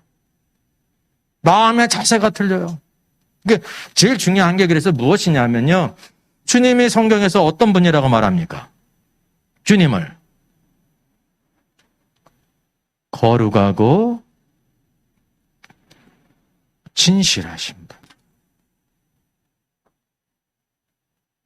우리에게 거룩이 있습니까? 거룩보다 더 알기 좋은 게 뭐예요? 거룩은 아주 깊은 거기 때문에 분별하기 어렵다고 하면 진실이에요, 진실. 저 사람이 진실된가, 진실되지 않은가 알 수 있어요, 없어요? 조금 겪어보면 알 수 있어요. 여러분, 위장된 거는 금세 다 표가 나요, 금세. 진실이에요, 진실. 착하고, 충성된 종이라고 그랬죠. 그 충성된 거보다, 사실은 충성된 거보다 더 좋은 말이 있습니다. 그게 이제 피스토스인데, 신실이에요, 신실하다. 신실하다. 충성은 외적인 거죠. 신실은 내적인 거예요. 우리가 주님께 신실하면 어떻습니까? 충성하게 되어 있습니다. 거기에. 그래서 믿음이라는 것이 피스티스예요. 피스티스, 믿음. 피스토스는 신실. 그게 같은 뜻이에요. 믿음은 신실한 자들의 것이 신실. 그래서 오늘 우리가 주님이 신실하시듯이 오 신실하신 주 내 아버지여 그러지 않습니까? 주님을 닮아가는 사람은 신실하다. 신실은요, 하루 살아놓고 1시간 공부해놓고 한 달 공부한 것만큼 성적 받기를 원하는 사람이 아니에요. 내가 신앙생활 열심히 해가지고요, 이제 열심히 한 지 이틀 돼서. 근데 뭐 어떻게 생각하냐면, 남들 2달하고 2년 한 만큼 그냥 뛰어가고 싶은 마음이 있는 게 그게 신실한 겁니까? 예? 그런 마음을 충족시키는 거 누가 충족시켜줘요? 거짓 선지자 사기꾼들이 충족시켜주는 거예요. 사기꾼들이. 그렇지 않습니까? 되게 거짓 선지자들은 그런 것들을 약속합니다.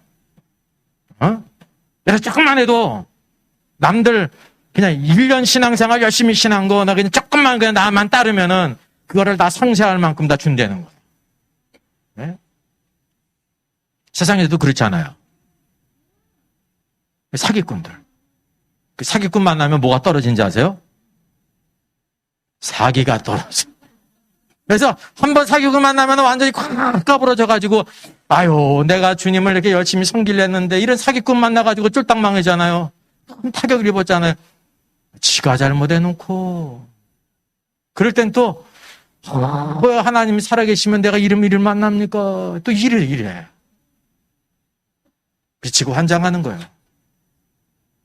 다 누구 탓이에요? 주님 탓으로 돌린다니까. 내 탓으로 돌리면 그나마 다행이지. 내가 밀어냈다. 내가 어리석었다. 콩 심은 데 콩나고, 팥 심은 데 팥나고, 예? 좋은 씨앗을 뿌리면 좋은 열매를 맺고, 나쁜 씨앗을 뿌리면 나쁜 것을 맺고, 많이 심으면 많이 거두고, 적게 심으면 적게 거두고, 안 심으면 거둘 게 없는데, 안 심어놓고도 이제 거둘 거 기다리잖아요. 그죠? 대부분은 이만큼 깨알같이 심어놓고 그냥 이만큼 거두기를 기다리는 게 인간의 마음인데, 그 인간의 마음을 톡 건드려주는 게 거짓 선지자들이에요. 꼭 하고 가는 거지. 그리고 또 쏟고 싶은 마음도 있는 거야. 이게 신실함이 없는 거예요. 신실함이. 그래서 오늘 예수 그리스도가 어떤 분이냐면 신실하신 분이라는 겁니다. 여러분, 신실해집시다.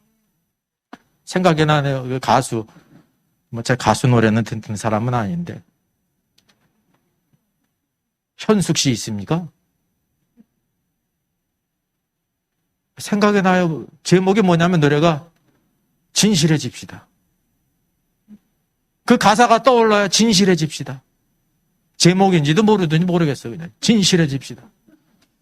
오죽하면 진실하게 안 사니까 진실해집시다. 그래요. 진실해.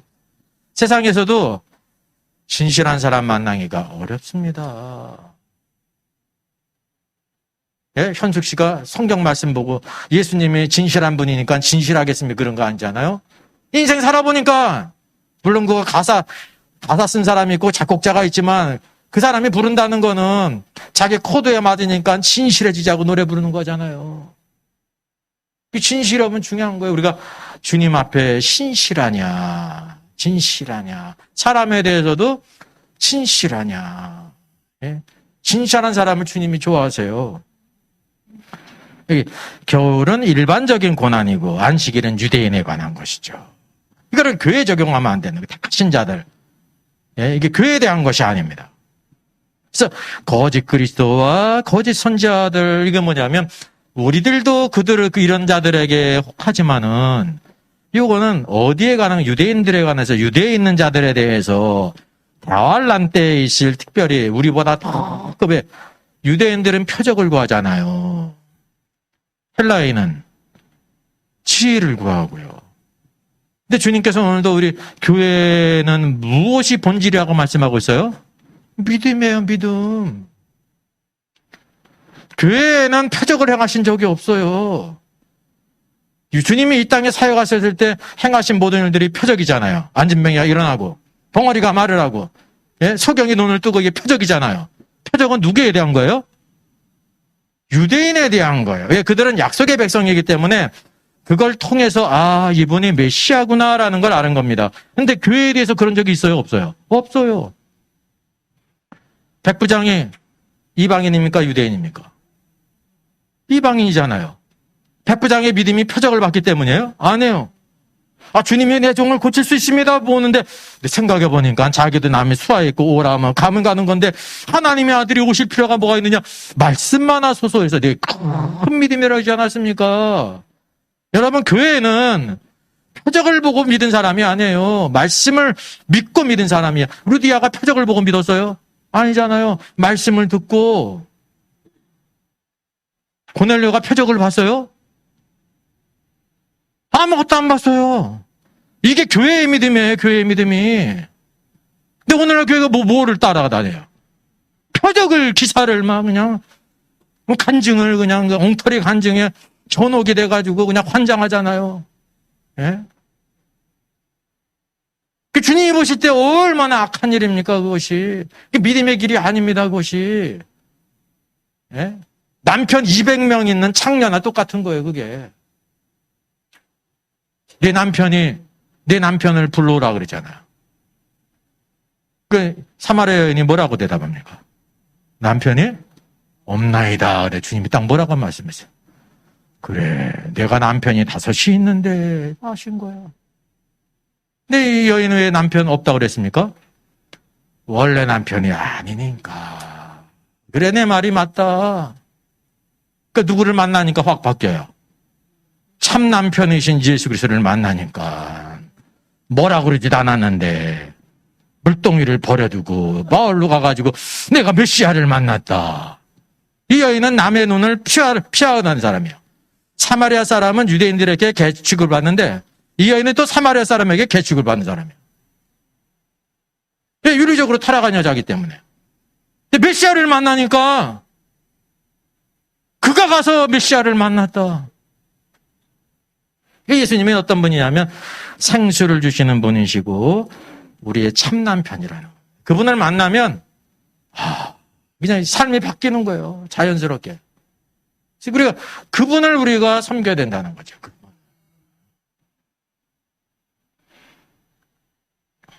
자, 그래서 이게 모든 말씀들이 유대인에 관한 말씀입니다. 표적과 기사, 택하신 자들. 이게 다 이제 택하신 자들 하니까 교회를 가리키는가? 아니에요. 우리 교회를 택하실 뿐만 아니라 먼저 누구를 택하셨냐면 유대인을 택했어요. 지금 완악한 가운데 있지만 나중에 회개하고 돌아올 자들에 대해서 말씀하고 있다는 것을 이제 우리가 알게 된다는 사실이죠. 그래서 누가복음에 있는 것처럼 동일하게 나왔습니다. 21장 20절 이하에 너희가 예루살렘이 군대에 여싸는 것을 보거든 그랬어요. 샬시 미래죠. 물론 이게 AD 70년을 포함하죠. 근데 멸망에 가까운 줄 알라 그때 유대에 있는 자들은 산으로 도망할 것이라 그랬습니다. 이미 예루살렘 멸망은 앞절에서 말씀하셨죠. 2절에서. 그러니까 이게 뭐냐면 마태복음에 있는 것처럼 그때 그 땅에 큰 환난이 있겠습니다. 이게 징벌의 날이라 그랬잖아요. 이게 특별히 징벌의 날은 누구에 대한 징벌인지 아십니까? 유대인에 대한 징벌이에요. 이게 상고와 같다니까요, 그게. 아까 그 상고가 헬라어로 뭐라고 그랬어요? 네, 토르의 아버지. 오딘. 그 오딘이에요, 오딘. 상고의 고통. 해산의 고통이란 뜻이에요. 그 해산의 고통이 대환란이라는 겁니다. 물론 하나님께서 그들을 보호하시기 위해서 어떻게 합니까? 천사들이 하나님의 인을 가지고 인을 치지 않습니까? 그거는 이스라엘 사람의 육적인 이스라엘 사람들. 예, 대환란 동안 그들을 보호하셔야 되거든요. 예? 하나님의 특별한 계획 가운데. 우리는 이미 예수 그리스도를 믿을 때 성령으로 인치셨어요. 보증으로 삼으셨지. 예? 소사라 목사는 지금 자기 사역이 하나님께 뭘 받았다는 거예요? 하나님의 인을 친다는 거죠. 오, 하나님의 인을 28명 받았습니다. 막 그러고 다니잖아요. 천사들이 와가지고, 천사 한 20몇 명이 와가지고, 그 검은 붓으로 그것도 시커먼 십자가를 근대. 그게 인이래. 아, 이런 쇼를 하고 다녀도 그냥 속아 넘어가는 거야. 왜? 까막눈이니까. 까막눈이야. 아, 한글 모르는 사람하고 똑같아요. 까막눈.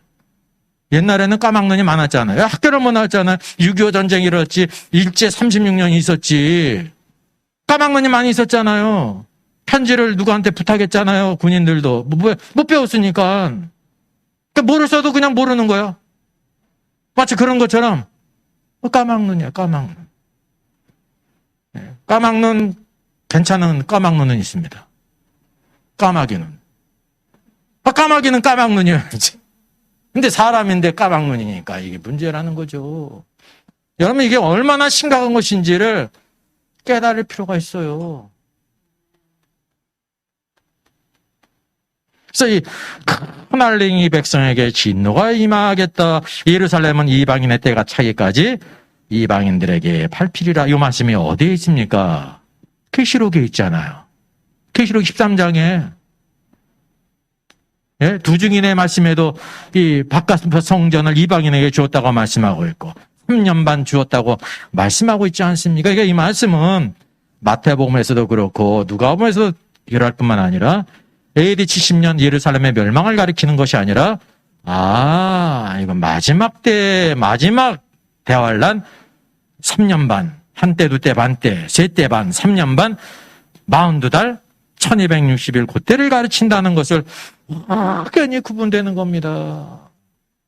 또 오늘날 수많은 모든 목회자들이 다 무천년설로 가르치는 거잖아요. 모든 성도들이 거의 그거를 벗어날 수가 없죠. 그렇잖아요. 그러니까 이때를 분별을 못해요. 못할 뿐만 아니라 우리 신자들은 그냥 다 동일해. 죽으면 다 천국 가니까.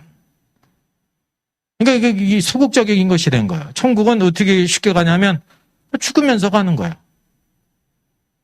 구원과 천국을 동일시하지 않습니다. 이것이 우리 신앙이 아주 마약과도 같다는 걸 여러분 아셔야 되는 겁니다. 자, 그래서 한번 이렇게 정리를 해보면 이제 다니엘의 70일에도 있고 쭉 있는데 예수님의 마지막 오시는 때는 24장 29절로 31절에 대해서 말씀하고 있죠. 마지막에 그날 환란 후에, 환란이니까 언제 후에 가르친 거예요, 이거는. 대환란 후에 주님이 이 땅에 올 때 해가 어두워지고 달이 빛을 내지 않고 별들이 하늘에서 떨어지고 하늘의 권능이 흔들리고 인자의 징조가 있는데 땅의 모든 족속들이 통곡하고 그들의 인자가 구름을 타고 능력과 큰 영광으로 오는 것을 보리라. 여기까지 주님이 오시는까지 쭉 언급하고 있다는 겁니다. 31절까지가 누구에 대한 거예요? 유대인에 관한 거예요. 이 땅에 누가 보고 있다는 거예요? 모든 족속이 유대인들이 본다는 거예요. 우리 교회는 이 땅에 없어요. 왜? 이미 그리스도의 심판석에 올라가기 위해서 심판석에서 심판받기 위해서 이미 나중에라도 공중 휴거가 다 있단 말입니다. 그의 택하신 자들을 모으리라는 거는 교회가 아니에요. 이 땅에 흩어져 있는 유대인들을 가리키는 것이지. 그래서 여기까지가 완전하게 주님의 오심까지 쫙 유대인들에 대해서 말씀한 겁니다. 여기에는 비유가 없어요. 여기도 달이 달이고 별들이 떨어지는 게 별이고 다 그대로 통곡하는 것이 사람이고 왜? 유대인에 관한 것이기 때문에 그들은 영적인 것이었거든요. 그대로 이해할 수가 있다는 사실입니다. 그럼 교회에 대한 것은 언제냐면 마태복음 24장 32절을 보니까 여기 있지 않습니까? 대라는 게 있어요. 아까 24장 1절에도 우리 개혁개정에서는 뭐가 생략됐다 그랬어요? 그리고 그래서 23장에 이어서 또 말씀하신 거예요. 이거는 뭐냐? 내가 나온다는 거죠. 무화과 나무에 비유를 배우라. 비유하면 뭐가 생각이 납니까? 비유는 누구에게 주신 말씀이에요? 비유는 근본적으로 유대인이 아니라 교회에 대한 말씀이에요. 왜냐하면 교회는 영적인 존재이기 때문에 비유로 하늘의 것을 말씀하시는. 이 땅에 하늘의 것이 있어요, 없어요? 없잖아요. 그러니까 비유로 말씀하시는 거예요. 우리는 근본이 번지수가 하늘에 있기 때문에 하나님의 자녀, 이 땅에 살고 있지만 하나님의 자녀예요. 우리의 시민권이 어디 있어요? 하늘에 있기 때문에 이 땅의 것을 가져 말을 할 수가 없으니까 비유로 말씀하신 겁니다. 무화과 나무에 비유를 배우라라고 하는데 앞에 대가 하십니다. 대. 예? 유대인에 대한 것은 비유가 없어요. 근데 여기 비유가 나와. 그러니까 이미 질문에 대해서 재림까지 주님께서 다 말씀하셔놓고 주님은 어떤 분이냐면 제 아들이 미처 물어보지 못한 것들에 대해서 누구에 대해서 말씀하세요? 교회에 대해서 말씀하신 거예요. 제 아들은 그들에 관해서만 물었지 않습니까? 이미 그래서 주님의 재림까지 쫙 말씀하신 후에 교회에 대해서 말씀하신 겁니다. 여기부터는 제 아들이 질문하지 않은 부분, 주님께서도 말씀하신 교회에 대한 부분이라는 걸 우리가, 이게 주님의 지혜예요. 완벽하게 말씀하세요. 전환의 증거가 우리 없는데 헬라어 성경은 대가 있다는 겁니다. 대는 이제 어떻게 할 수가 있냐면, 이제 여기 킹제임스 성경은 now 이렇게 번역했는데, now 그래도 되고요. 원래 기본 불변사로서 이게 그러나, 그리고 이렇게 다 번역이 될 수가 있는 겁니다. 중요한 거는 전환을 가져온다는 거죠. 전환. 왜 그들이 묻지 않은 거기 때문에. 전혀 몰라. 뭐를 물을지도 몰라. 교회에 대해서는. 그들의 관심은 오직 누구에게만 있어요? 마지막 때 우리들이 어떻게 됩니까? 어떤 일이 있습니까? 그들과 관련된 것만 물어본 거예요. 그럴 수밖에 없어요. 근데 주님은 지혜가 있으시기 때문에 제일 중요한 거. 장자권이 이제 어디로 옮겨갔습니까? 교회로 옮겨가지 않습니까? 이스라엘의 완악함으로 인해서 복음이 이방인에게 갔고 이방인 가운데 누구를 얻으신 거예요? 교회를 얻으시잖아요. 그래서 이게 그러나도 번역해도 괜찮고 그리고 그래도 괜찮아요. 그러나가 더 좋다는 겁니다. 왜? 이게 전환을 가져왔다는 거죠. 제자들의 질문에 대해 재림까지 완전히 말씀하신 유대인에 대한 것을 마치신 다음에 주님의 주권적으로 교회에 대해서 말씀한 겁니다. 그래서 무화과 나무의 비유는 교회에 대한 것으로서 이때를 이렇게 나이가 구별하라. 왜냐하면 이스라엘의 독립을 여기 언급하셨지 않습니까? 그러니까 누구에 대한 거냐면 우리가 그것을 보고 주님이 어떻게 왔다? 이 모든 일을 보거든 인자가 가까이 왔는데 문 앞에 가까웠다라는 거를 누가 깨닫게 하신 거예요? 교회를 깨닫게 하신 거예요. 비유기 때문에. 그래서 이 비유를 잘 알아야 되는 겁니다. 그리고 두 사람이 밭에 있음에 한 사람은 데려가고 두 여자가 맷돌을 갈고 있는데 한 사람은 데려가고 한 사람은 버려둠을 까오시라는 누구에 관한 것이냐면 이제 비유부터 이것도 바로 뭡니까? 교회에 관한 것입니다. 두 사람이 밭에 있다는 것은 남자를 가리키잖아요. 주님이 재림하실 때 그때 살아있는 사람이에요. 두 여자는 맷돌 집안일을 하고 있잖아요. 이게 살아있다는 겁니다. 살아있는 성도. 어떤 성도는 데려감을 당하고 어떤 성도는 버려둠을 당한다. 휴거되는 사람이 있고 죽음을 보지 않고 데려가는 자가 있고 그렇지 못한 자가 있다는 거죠. 휴거는 그럼 누구에 대한 것이냐가 이게 중요한데 지금 이승구 교사 같은 경우는 이거를 누구한테 적용했습니까? AD 70년에 있을 때 포로로 끌려간 게 데려간 건고 그냥 내버려둔 게 버려둠을 당한 것이라고 이렇게 하지 않습니까? 이게 완전히 그냥 엉뚱하잖아요. 그죠? 완전 엉뚱하잖아요. 이 휴거는 교회에 대한 거예요. 이방인도 아니고 유대인도 아니고 교회에 대한 거예요. 이미 유대인은 제 아들이 물었기 때문에 다 대답했어요. 완벽하게. 그들이 모르는 교회에 대해서 주님이 말씀하셨다는 거죠. 여기 있는 것처럼 어느 날에 너희 주가 임할는지 너희가 알지 못함이니라는 누구에 대한 것입니까? 깨어있으라는 거는. 깨어있으라는 거는 교회에 대한 거예요. 유대인들에게 깨어있으라 그럴 필요가 없어요. 예수를 믿지도 않는데. 깨어있으라는 거는 교회에 대한 거예요.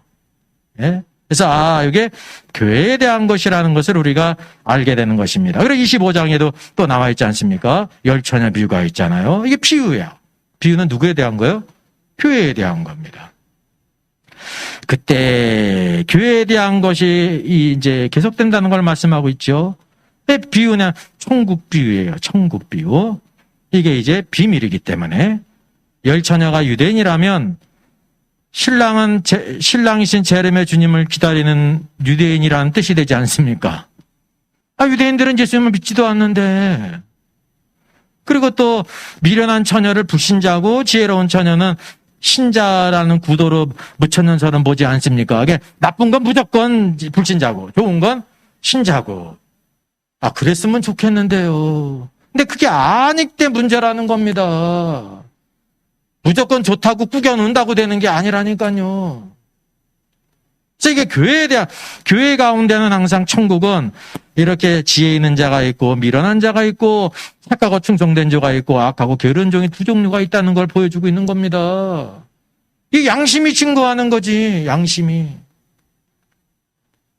그래서 깨어있도록 하는 거예요. 우리가 어떤 상태에 있는지를 깨닫게 한다는 거죠. 그래서 또 이걸 미련한 처녀는 지옥에 갔다고 생각을 하죠. 왜? 믿는 자는 잘못되면 안 되니까 미련한 처녀를 갖다 또 지옥으로 갔다고 생각하는 거예요. 혼인잔치에 못 들어가는 거예요. 혼인잔치는 지옥과 관계가 없는 거거든요. 왜냐하면 구원과 천국을 동일시 받기 때문에 잘못된 거는 지옥으로 간다고 생각해서 또 한편으로는 세간점 칭의로는 구원 탈락에 있는 겁니다. 전반적으로는 다 불신자라고 생각하고 아무리 봐도 불신자가 아니거든요. 분명히 신자인데 잘못됐잖아요. 잘못된 거를 이제 지옥 같다고 생각을 해가지고 구원 탈락을 주장하는 근거가 되는데 전혀 그렇지 않다는 거죠. 그래서 구원과 천국을 구별하지 못하면 이렇게 모든 것들이 다 그냥 완전히 와해가 되는 겁니다. 예? 집이 무너지듯이, 광주 무슨 아파트 무너지듯이, 건물 무너지듯이 완전히 무너지는 거예요. 구원과 천국을 모르면 결국은 구원도 모르는 게 되는 거예요. 이게 얼마나 그러니까 얼마나 한심합니까? 주님 보실 때. 이게 교회에 대한 것입니다. 그래서 달란트 비유, 유대인에 관한 것이 아니라 교회에 대한 것, 천국이기 때문에. 그리고 마지막 중요한 거는 주님이 이제 제자들이 묻지도 않은 것 또 하나, 더 중요한 거, 25장이잖아요. 인자가 자기의 영광으로 모든 천사 함께 올 때 영광의 보좌에 앉으리라. 모든 민족을 그 앞에 다 모으고 양과 염소를 구분하는 것 같이 할 것이다 라고 말하고 있지 않습니까? 이 말씀 우리가 양과 염소의 비유라고 그러죠. 비유가 아니에요. 그냥 양과 염소 같이라고 그 한 부분만 있는 거지. 그냥 모든 살아있는 족속들이 주님 재림할 때 그를 다 소환하지 않습니까? 그게 뭐 비유입니까?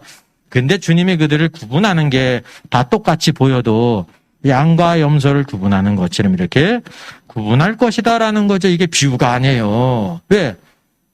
비유는 누구에 대한 것이라고 했어요, 항상. 교회예요. 이방인은 거듭나지도 않은 것들인데 무슨 비유가 있어요. 그리고 이게 비유입니까? 그것만 들어간 거지, 마치. 그들을 구분하는데 양과 염소가 하얗고 등치도 비슷한 것 같지만 완전히 틀리잖아요. 그런 것처럼 양들은 오른쪽에 염소들은 왼쪽에 구분하듯이 그들을 구분할 것이다 라는 것이죠. 그래서 여기 뭐냐면 인자가 재림할 때 영광의 보좌에 앉으세요. 그대로예요. 그대로. 인자가 인자고 영광의 보좌가 영광의 보좌야. 세상의 모든 사람들이 주님의 영광을 직접 그때 보게 된다는 거죠. 설명할 필요도 없어. 그 모든 민족, all nations, 살아있는 자들 다 불러 모으는 건 소환당하는 겁니다. 소환을 당하는 거예요. 이게 재림 시 살아남아 있는 불신자들, 열방, 이방, 유대인도 아니고 교회도 아니에요. 그래서 여기부터는 제자들이 질문하지 않은 부분이죠. 그래서 이것도 마찬가지로 이렇게 말씀하셨죠. 여기도 뭐가 있냐면 대가 있습니다. 그래서 여기가 중요한 것은 쭉 이제 24장을 볼 때 이제 감람산 가마가 마태복음 24장과 25장에 있지 않습니까? 이 두 장에 걸쳐서 있는데 제 아들이 먼저 어느 때 이런 일이 있습니까? 라고 물었지 않았습니까? 그죠? 그리고 여기 또 멸망과 대환란에 대해서 또 이렇게 말씀하시잖아요. 비유에 대한 말씀이 있죠. 유대인에 관한 말씀이 있고 교회에 대한 말씀은 비유고 이게 비유고 마지막 남은 한 무리가 누구냐면 주님이 재림할 때 이방인들이 살아있지 않습니까? 그들을 이제 처리를 해야 되잖아요. 근데 주님이 영광의 보좌에 앉아서 양과 염소를 나누듯이 그렇게 구분하고 염소들은 어디에 들어간다?